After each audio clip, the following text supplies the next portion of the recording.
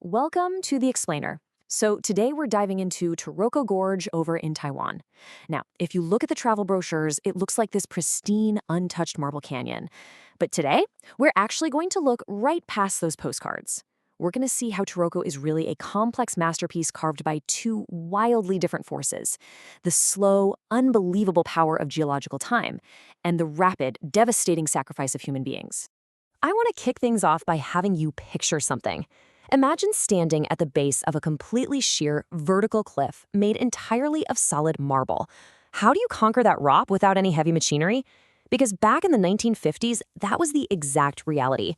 Workers literally had to carve a highway right through the side of a mountain using primitive tools, all while battling typhoons, earthquakes, and these torrential rains.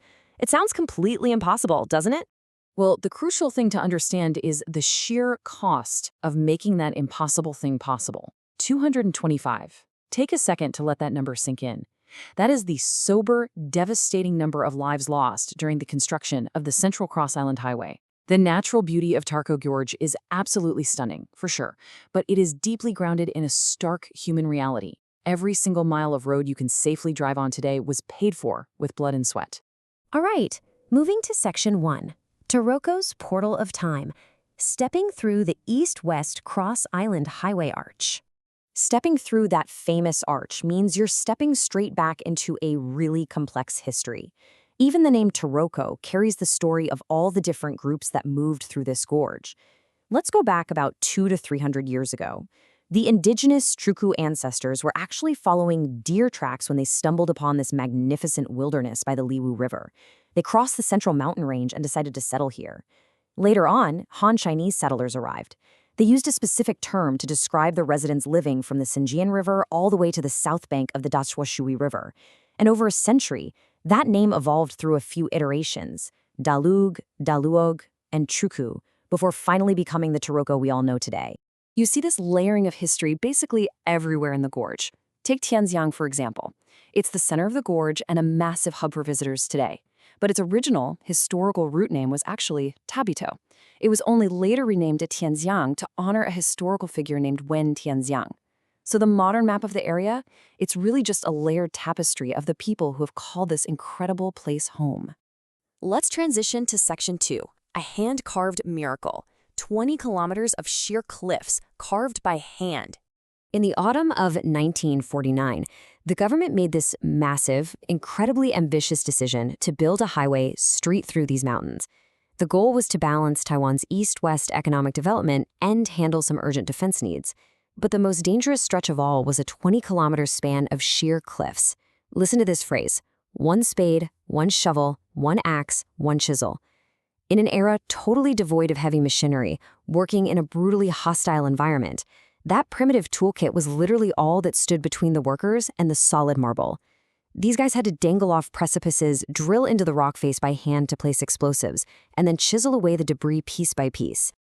The scale of this undertaking is just staggering. We are talking about a workforce of over 10,000 men, mostly veterans, but also Army infantrymen and military prisoners. It took them 3 years, 9 months, and 18 days of non-stop carving through solid rock. The total cost hit $430 million. And, as we touched on earlier, it cost 225 lives. It's just an almost unfathomable feat of human engineering and resilience. So, the highway officially opens in May 1960, and it completely shatters the geographical barrier between eastern and western Taiwan. But here's an interesting detail. The builders didn't just pack up their tools and leave. Many of these men, having literally carved this environment with their bare hands, chose to settle there permanently. They moved to places like Fuxi, Meiyuan, and Shibao, becoming a permanent part of the gorge's modern fabric. And the gorge absolutely remembers the ones who didn't survive. Changchun Shrine is arguably one of the most serene, beautiful spots in Taroko. It's built directly over a cascading waterfall specifically to honor those 225 fallen heroes. So visiting this shrine isn't just about snapping a pretty picture. It's a profound, direct way to pay respects to the men whose immense sacrifice literally paved the way for travelers today. Now for Section 3, Truku Culture and Heritage, the original stewards of the Marble Gorge. To truly understand the soul of the gorge, we have to look all the way back to the 17th century when the Taroko people settled there. Their traditional society was built entirely around deep mastery of specific skills. For the men, life centered on the forest, hunting, fishing, gathering, possessing true forest wisdom. For the women, it was all about textile and weaving mastery. In fact, a woman's social status was directly tied to her skill at the loom. Now, children would receive forehead tattoos around the age of 7 or 8, but to earn the prestigious facial tattoos later in life. On the chin for men after hunting a boar, and on the cheeks for women after mastering weaving, they had to prove absolute proficiency in those vital roles. And here is the really fascinating part. Those facial tattoos were absolutely not just for aesthetics. They were spiritual passports. In Taroko belief, there is Haka Otuks, the rainbow bridge. It's the spiritual path a soul takes to return to the ancestral lands after death. But you could only cross that bridge if you bore the sacred passport of those facial tattoos. It really shows how everyday earthly tasks, like weaving cloth or hunting in the woods, were profoundly tied to their spiritual afterlife. And to sustain themselves day to day, the Taroko people lived in deep, respectful harmony with the land. They used a rotational slash-and-burn agricultural method, which actually allowed the earth to rest and regenerate over time.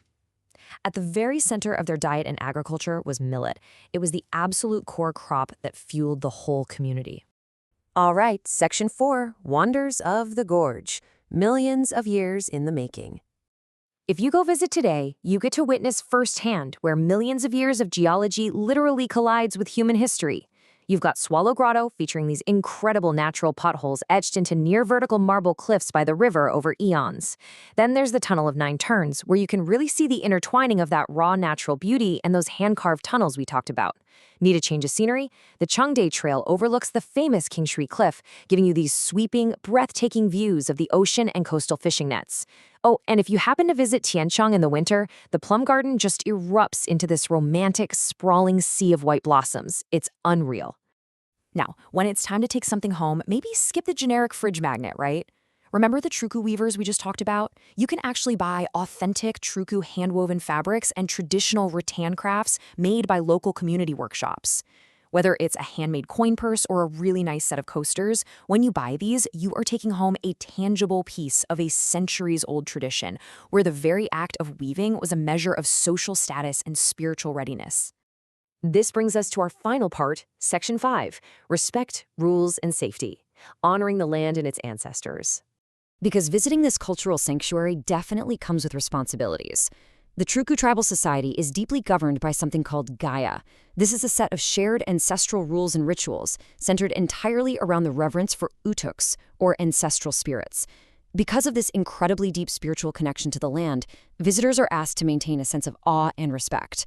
The big takeaway here: when you are near tribal areas or ceremonial sites, just keep your voices down. Do not disturb the peace of the spirits. Also, there is a very strict cultural taboo you absolutely must be aware of. In traditional Taroko culture, hunting is exclusively the domain of men. Because of that, women are strictly forbidden from touching or participating in any hunting activities, and that includes handling hunting gear. So if you're a female tourist and you see bows, arrows, or traditional guns on display at a cultural exhibit, please, out of respect for this ancient custom, do not touch them. Okay, let's talk practical wildlife safety for a second. Around areas like the Taroko Terrace Trail and Tianchang, you are probably going to encounter Formosan macaques. These monkeys can be aggressive, and incidents of them snatching food and actually injuring tourists have been on the rise. You must follow the 4 don'ts. Step 1, do not contact them. Step 2, do not provoke them. Step 3, do not feed them. And Step 4 is vital. Keep all food hidden. Out of sight, out of mind, right? If they don't see it, they won't try to take it. Finally, a real reality check here. We have to remember that nature is still actively carving this gorge. Taroko is highly susceptible to typhoons and earthquakes. In fact, the recent 0403 earthquake caused massive, severe damage all across the park. Because of that, major iconic trails like Shakadong Kadong, Swallow Grotto, and the Tunnel of Nine Turns were severely damaged and are closed to the public right now. You absolutely must verify trail status online or by phone before you visit, and never ever enter closed areas. The very forces that made this canyon beautiful are the exact same forces that make it dangerous today. Which leaves us with this final thought. Next time you stand before these towering marble cliffs, looking way up at the sky, slicing through the stone, what will you see? Will you just see a beautiful natural wonder sculpted by water over millions of years? Or will you also see the blood of 225 men, the primitive chisels striking rock, and the intricate facial tattoos of the original stewards who walked the Rainbow Bridge? Because the truth is, Taroko is both.